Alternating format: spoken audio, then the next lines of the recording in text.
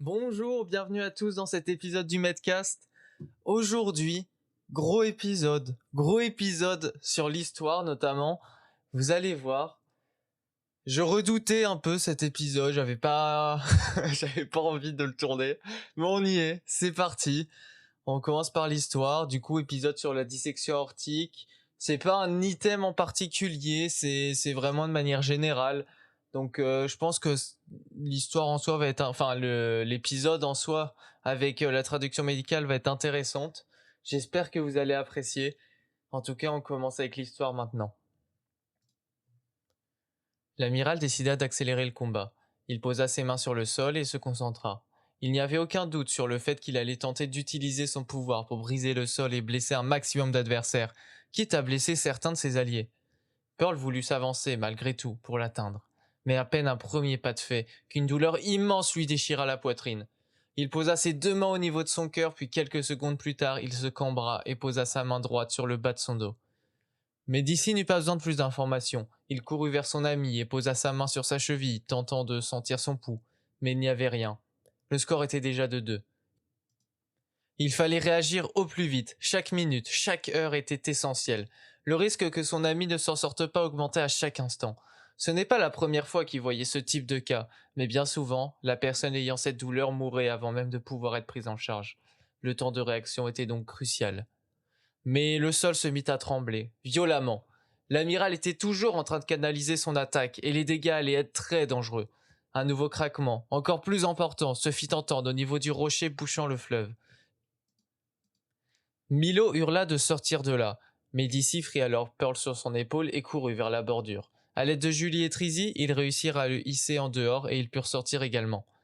Mais D'ici sortit un de ses appareils d'imagerie portable et examina son ami et le posa sur la poitrine de celui-ci.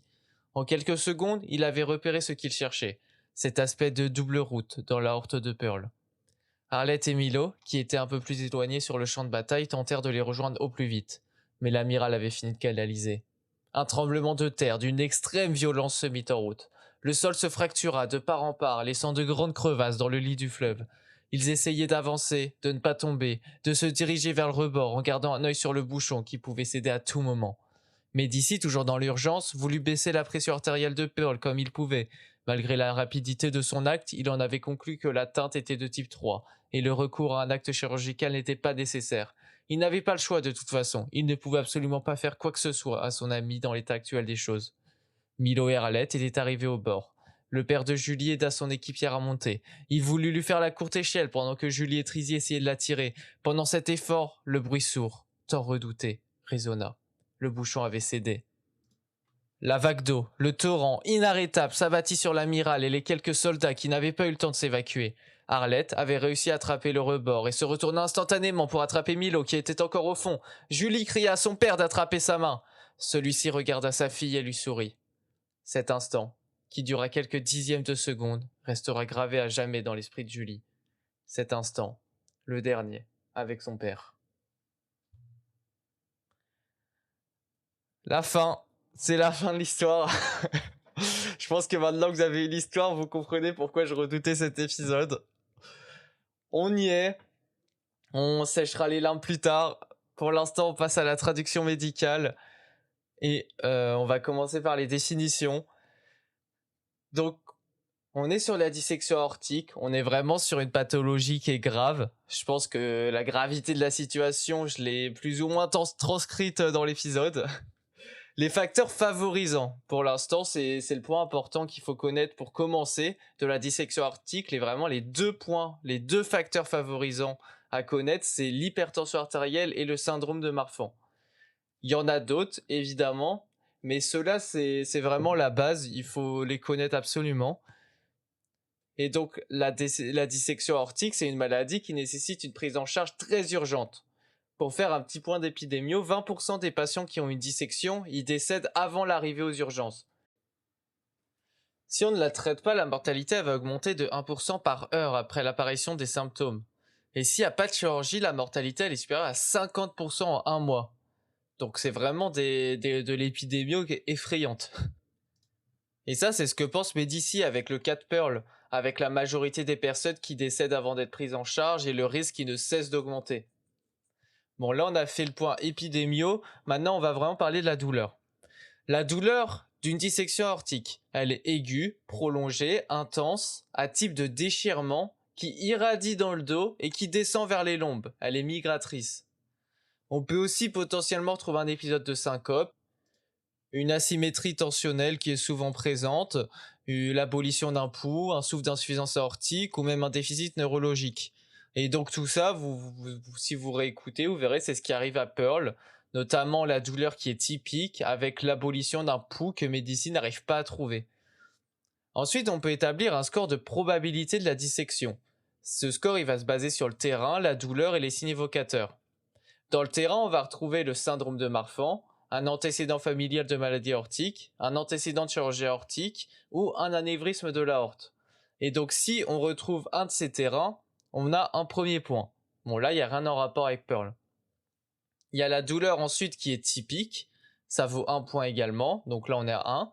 Et un autre point, si on retrouve un signe associé comme l'abolition d'un pouls, une asymétrie tensionnelle, un déficit neurologique focal, une insuffisance aortique ou une hypotension. Donc ce qu'on a déjà parlé juste avant. Et donc ça fait un point aussi. Et donc là, dans notre cas, Pearl, il a bien 2 points parce qu'il a la douleur typique et l'abolition d'un pouls, donc le signe associé. Et ça fait que la probabilité de la dissection aortique, elle est très haute. Parmi les dissections, on peut les classifier. Donc, notamment la classification de Debacker, et selon le classement, ça va amener des traitements différents. Déjà, il y a la classification de type 1. Ça, c'est des dissections de l'aorte ascendante qui vont aller au moins jusqu'à la crosse de l'aorte. Ça, c'est les plus fréquentes, les types 1. Ensuite, il y a le type 2. Ça, c'est celles qui restent sur l'aorte ascendante mais qui n'atteignent pas la crosse de l'aorte. Et enfin, le type 3. Ça, c'est des dissections de l'aorte descendante, donc qui vont débuter après l'artère subclavière gauche. Et ça, on peut les diviser en 2 classes. Il y a le type 3A. C'est les dissections qui restent au niveau de l'aorte thoracique. Et il y a le type 3B. C'est celles qui passent sous le diaphragme. Il y a aussi la classification de Stanford qui existe. Elle ressemble beaucoup aux dissections de type A sur l'aorte ascendante et celle de type B qui touche l'aorte descendante. Ça, c'est pour un petit point sur celle de Stanford. Mais d'ici, après une imagerie très rapide, dans l'histoire, il a estimé un type 3 pour Pearl. Ce qui ne nécessite pas obligatoirement une chirurgie, mais ça, on y reviendra juste après. C'est pour ça qu'ils ne pensent pas qu'il y ait besoin d'un acte chirurgical. Bon, on va parler des examens complémentaires. Déjà, on peut faire un ECG qui peut être normal. Le CG, il n'est pas forcément évocateur. Il peut aussi montrer un syndrome coronarien aigu si jamais la dissection elle a atteint l'artère coronaire. C'est une des complications possibles. La radiographie thoracique, elle va être un peu plus parlante avec un élargissement du médiastin, un épanchement pleural et même un aspect de double contour aortique. Le double contour aortique qui va se traduire par la double route que voit Medici sur son imagerie. La dissection elle peut aussi être visible à l'échographie, que ce soit une échographie transthoracique ou transœsophagienne, ou même à l'angio-IRM ou à l'angioscanner. Ensuite, il y a la biologie qui peut être utilisée et qui doit être employée en demandant une NFS, des plaquettes, des CRP, des dédimères, la troponine, la créatine kinase, la créatininémie. Typiquement, les dédimères sont souvent très élevés. Mais le fait de demander tout ça, ça permet aussi de nous orienter sur l'atteinte cardiaque, sur un potentiel syndrome coronarien aigu et sur l'impact que ça a au global. Et donc, on l'a déjà évoqué rapidement, les complications de la dissection, elles sont graves et elles doivent être évitées au maximum. Déjà, il y a une baisse du débit sanguin des artères qui passent de l'aorte, et notamment les coronaires, ce qui peut donner le syndrome coronarien aigu. On peut aussi avoir une insuffisance aortique ou même une dilatation de l'aorte. Évidemment, on peut avoir une insuffisance cardiaque, c'est lié au cœur, une insuffisance cardiaque. Et enfin, ce qui est dramatique, c'est que l'aorte peut se rupturer et se vider dans le péricarde ou dans l'espace pleural gauche. Et là, c'est souvent fatal. Et si je peux ajouter encore, c'est que la dissection, c'est une urgence hypertensive et ça nécessite de normaliser la pression artérielle au plus vite. Le fait de normaliser au plus vite, ça réduit un petit peu les chances de complications. Mais bon, même s'il faut traiter la dissection en elle-même. Et donc là, on va parler du traitement, notamment de cette prise en charge médicale pour baisser la pression artérielle. Donc on va utiliser notamment des bêta-bloquants ou des inhibiteurs calciques non dihydropyridiniques. Et c'est le premier point que Medici met en place, ce traitement médicamenteux. Et cette prise en charge, elle peut être suffisante si jamais c'est une atteinte de l'ordre descendante, donc le type 3 de Debacker. Et ici, c'est le cas de Pearl, ça tombe bien. Et si c'est un autre type, donc de type 1 ou 2, une atteinte de l'ordre ascendante, la chirurgie, elle doit être réalisée en urgence. Là, c'est chirurgical, tout de suite. L'objectif, c'est de réparer la dissection et de refermer le faux chenal. On peut aussi poser une endoprothèse pour fermer l'entrée de ce chenal et pour reconstituer l'aorte. C'est vraiment important parce que la dissection, elle peut continuer à s'étendre et commencer à atteindre les artères carotides, subclavières. Donc, ça peut vraiment devenir très grave si on ne le traite pas.